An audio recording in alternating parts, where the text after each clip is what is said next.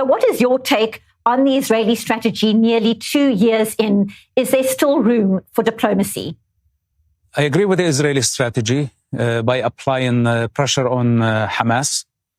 And I don't see any other alternative, unfortunately, because Hamas rejected all deals that don't keep them in power. And simply, this is not going to be acceptable by any party. What Hamas committed on October 7 does not qualify them to be a legitimate party on the negotiating table. We're not talking about two democracies negotiating in this case. We're talking about a terrorist organization that committed atrocities beyond anyone's imagination. And they continue to starve hostages, starve even Gazans. What's so-called famine and the humanitarian crisis in Gaza is the responsibility of Hamas that has been trying to sabotage every effort to help the Gaza civilians. Now, Hamas' tactic of partial deals is their desperate attempt to stay in power. And their game is known to the Israeli government. Hence, the Israeli government doesn't agree with partial deals that would keep the war going for forever. A complete deal that brings all the hostages, that would be the answer to get out of this situation and help reduce the humanitarian crisis in Gaza. So would plans to take over Gaza City scare Hamas? Does pressure from President Donald Trump scare Hamas, or from Qatar, Egypt, Turkey, possibly other nations too? What scares Hamas? What insights can you share? Well, Hamas is kamikaze suicidals. They are going one-way ticket to hell, and they know that. Now, they are trying to sink the boat with everybody on it. That's including Gaza civilians, the hostages, and if the entire region if they do that. So how do I scare someone who's suicidal? What scares Hamas the most is life, to fight for life, to help the people, to build a nation, to serve the people. This is very scary for Hamas. But to die is something that they wish for. And I hope that Israel will give them their wish. The only thing that is in the way is the poor hostages who have been starving under impossible circumstances. So this is the time for the United States, for the rest of the world, to get behind Israel.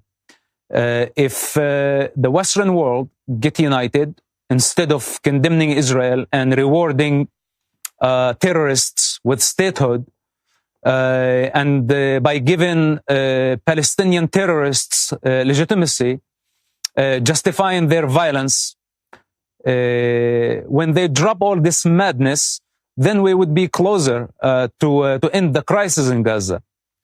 But as long as everybody or a majority of the people advocate on behalf of the terrorists, I don't see this ending anytime soon. It could take years from now, and the humanitarian crisis will only deepen, and there is a possibility of the hostages dying. What scares Hamas, that we take any type of legitimacy from them, that we tell them, you are nothing but a terrorist organization. You don't qualify as a resistant movement. You're just barbaric. And what you did was completely wrong. And once we take this cover from Hamas, Hamas will be in real trouble. What's encouraging Hamas today, and what's giving them a lifeline, the clowns around the world of what's so-called pro-Palestine, that they have been advocating and spreading Hamas propaganda, spreading the Palestinian victim narrative, and criticizing Israel for defending itself. This is what's encouraging Hamas. What scares Hamas, that they know their place in history as a barbaric movement who committed atrocities against humanity, unthinkable war crimes. This is what scares Hamas.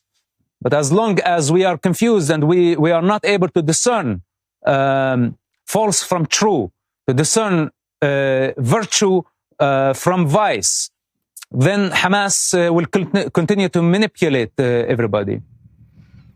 And given what you're saying, it's staggering to think Hamas has the leverage it does. We've seen the recent images of emaciated hostages. So through the prism of Hamas, is there any level of concern that showing these horrific images would be detrimental to the terror group on the world stage, that there might be some kind of backlash for the way it's treating the hostages for all this time? Look, the vast majority are the silent majority. And the time has come for them to speak up, to say their hearts. There is a loud minority out there. That's the pro-Palestine. And all the mediocres, anti-Semites, opportunists, self-hatred Westerners who have been supporting Hamas for many different reasons that I don't have have the time to go through it. So we need to cut the road on this type of opportunists.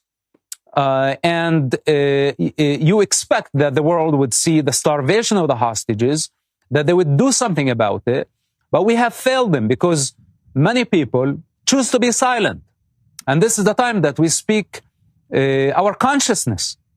These hostages were kidnapped from their backyards, from their living rooms. And they didn't commit any crime.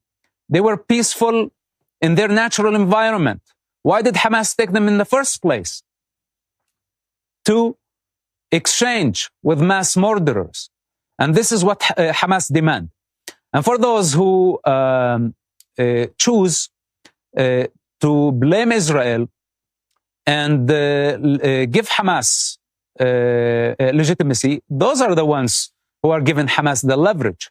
It's not only about the hostages. If it was only about the hostages, the problem would be much easier to deal with. It's the problem with legitimizing evil as resistance. Had they chanted from the beginning of the war and they said no to Hamas atrocities, had the United Nations condemned Hamas from the beginning of the war, had France, the UK, Australia, Norway, Spain not recognized the Palestinian state, which was viewed in Hamas' perception as a reward for their violence, especially the timing of their recognition before the return of the hostages, as the humanitarian crisis deepened in Gaza, the situation would be very different for those hostages. The entire world conspired against the hostages in favor of a terrorist group with no morality. This is what we are dealing with, and this is why it's taken 2 years. And it seems that part of the problem has been the world's inability to understand Hamas, perhaps Israel's inability to understand the thinking of the terror group. On a personal note, take us back, if you will, to your childhood, your first memories of how you heard Israel being discussed at home, growing up in Ramallah, your father, a charismatic sheikh, a leader. How old were you when you understood the vision of the Hamas Charter? The culture where I came from is the death culture. That's very unfortunate. And of course, people come and say, don't generalize, which means that I have to go through every detail of my childhood conditioning, which I can write hundreds of books and it wouldn't even cover what I had to witness in such a culture. And when I come and say death culture, they say this is generalization. When I say that this is a barbaric society that praised suicide bombing attacks, that celebrated the death of Jews for being Jews, that wants the destruction of the state of Israel because it's a Jewish state, that doesn't have the capacity to build a nation, that does not have leadership, that is infested with sick ideologies, Soviet, communist, Islamic, jihadist, And today, anybody can claim to be a Palestinian. What was it like for a child to grow up in such environment where infinite forces clash for power, that rely solely on false narratives to achieve their political agendas? A culture that glorify sacrificing children for political and financial gain. What else do I need to say? Haven't we seen the Gazans celebrate on October 7, the kidnapping and the butchering of innocent civilians? We have forgotten. So, will it even make any difference if I just continue shouting out loud to tell them that the alternative is dark, that the alternative is death? It wouldn't make any difference. So, and what's the point of me sharing my pain? As a first-hand observer, I spent half of my life among what's so-called Palestinians and half of my life among the Jewish people. I don't see a problem with the Jewish people. They can coexist pretty much with anybody. But the Palestinians, if the world does not meet with their political ambition, they retreat they decide to become violent, global violence. And the ones with short memory should refresh their memory of how many suicide bombing attacks have been committed by the name of Palestine, how many commercial airlines have been hijacked by the name of Palestine, how many massacres, global terrorism. I'm not talking about a war for land within the Palestinian territories. It's not that. So how much do we need to learn? How many times do I need to speak? How many books I need to write for the world to understand that the Palestinians are the problem? And in fact, their tragedy is self-inflicted tragedy. And I don't expect from Israel not to defend itself. If I was in Israel's position and somebody is determined to harm me, to kill me for who I am, and I don't have the intention to harm them, then I have the right to defend myself. Israel does not want to fight with these savages. It has been 70 years already. And nothing worked with them. Negotiations failed. Offers for statehood failed. All type of reasonable, peaceful means have failed. What else? More than 100 years of trying to find the reconciliation, to find the resolution. But how can you communicate with people when they have the first option they have is violence? With people who don't have a legitimate representative, people who are conflicted on each other, people who serve foreign entities at the expense of children and their future. So the world needs to just step into Israel's shoes for a moment and think, how would they handle such a society? And exacerbating an already sensitive issue in this war is this distinction between a Gazan civilian and a Hamas terrorist. We've seen images of mothers in Gaza taking children to those dehumanizing ceremonies when hostages were freed. We've seen them cheering in front of coffins of Jewish babies. And the IDF is facing this intense scrutiny to protect civilian lives as it tries to eradicate the Hamas threat in this densely populated area. What more can you tell us about the way Hamas uses civilians as human shields and this important distinction, so-called? There is no modern army that has been prepared for such a scenario where terrorists hijack a very populated area, dig tunnels, deeply embedded below schools, hospitals, who use their own children as human shields. This is what the West does not understand. It's very hard for Westerners to fathom the thought that this is a culture that is based on martyrdom. The concept of jihad, the concept of Islam. On the top of that, Palestinianism, which is all depend on victim narrative that is seeking vengeance, which could go in vicious cycles for eternity. Hamas crime is unforgivable. What they did to the Gazan society. Now, are there any civilians in Gaza? Of course there are civilians. But also, these civilians voted for Hamas. A vast majority of Gazans voted for Hamas. Just take, for example, Hamas had their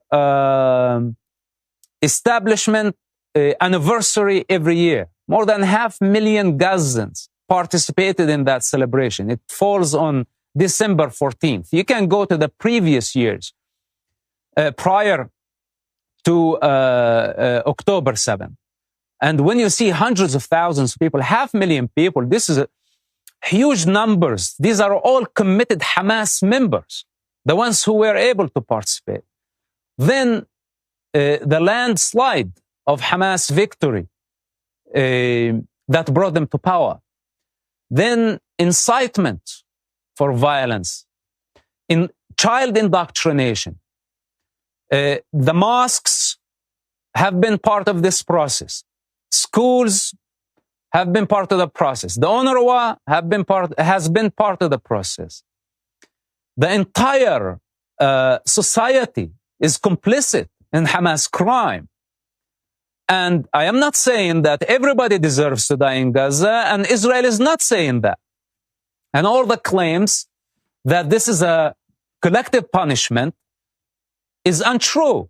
And if there was such thing as collective punishment, then Hamas is to blame, not Israel. Because Israel asked the civilians to evacuate from the warring areas. But Hamas does not want them to evacuate. And also, when Hamas big targets hide among civilians and in residential buildings, thinking that they can be immune only because there are children and women in these buildings, I don't think it's Israel's fault if the civilians get hurt in the process. And how Israel could actually fight a group like Hamas without any civilian casualties. And all those who say that proportionality, etc., why don't they come down to Gaza and do the job? If they really care for the Gazan children. I want to see all these mediocres who have been given advice to Israel how to do the job. Bring your troops or stop talking and come down to Gaza. Show me how you're going to deal with a terrorist group who hijack their own society, sacrifice their own children for global sympathy. Show me how you can deal with this type of savages. So Israel is doing the impossible job. Nobody has the authority to tell Israel how to do it. And if they don't like how it's done, then show me how you can finish this problem. Give me a comprehensive plan. None of them has a plan. They only can do condemn the IDF in this existential fight, demonize Israel, demonize the Jewish people, but they don't have a solution. They don't have an alternative. They don't even know the reality on the ground. So with that said, as long as Israel is fighting and defending itself, and in fact, as long as Israel is fighting on behalf of the free world, no one has the right to interfere in this business. And finally, it certainly seems a long way off now, given what you're saying, but much has been made about the day after in Gaza without Hamas. The ideology, of course, would still remain. From your perspective, what does Gaza look like without Hamas in charge? There is no Gaza anymore. It's finished. It's a rubble. It's going to take at least 10 to 15 years to remove the rubble. And nobody is going to buy this rubble. It's mountains of concrete everywhere. Thanks to Hamas for using every household as a shooting pad, where Israel had no choice but to demolish those buildings because Israel was not willing and still not willing to sacrifice the foot soldiers in Hamas trapped buildings. Israel had to evacuate the civilians, then to demolish most of the buildings so they could progress and get to Hamas tunnels. This is the reality that most of the jokers around the world don't understand how hard it is. Expecting from Israel to sacrifice tens of thousands, possibly hundreds of thousands of soldiers in its fight against those who choose to hide behind children and women. So today Gaza is a rubble as the outcome of Hamas' evil work. So who's going to remove this rubble and how many years is going to take?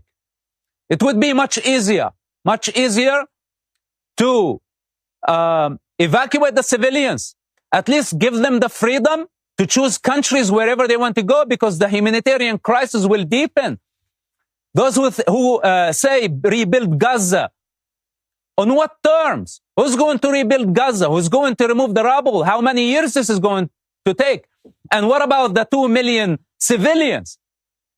What they're going to do in the meantime as Gaza is being rebuilt according the terrorists who want to rebuild Gaza and bring us back to the first square. This is not acceptable. I think the world needs to help the Gazans if they choose to leave, to go somewhere else, wherever they want to go, especially the countries that recognize the Palestinian state. They should take tens of thousands, possibly hundreds of thousands of those Gazans into their countries if they really care for the Gazans. But I don't think that they care for the Gazans. I think this is just their power game to mock their adversaries. So the reality of Gaza, if we don't allow the civilians to choose their freedom, and I say for those who want to stay in Gaza, it's their right to stay in Gaza, but I have to warn them for the next 10 or 15 years, Gaza is going to be infested in disease. There is not going to be housing. This is not going to happen overnight. The destruction is huge. People have no idea. So with that said, let the people have their freedom. If they want to go to Egypt, if they want to go to Jordan, if they want to go to France, I highly recommend that they go to France, to Spain, to the UK, to Australia, because the people there love Palestinians very much. And if they love Palestinians that much, take them in.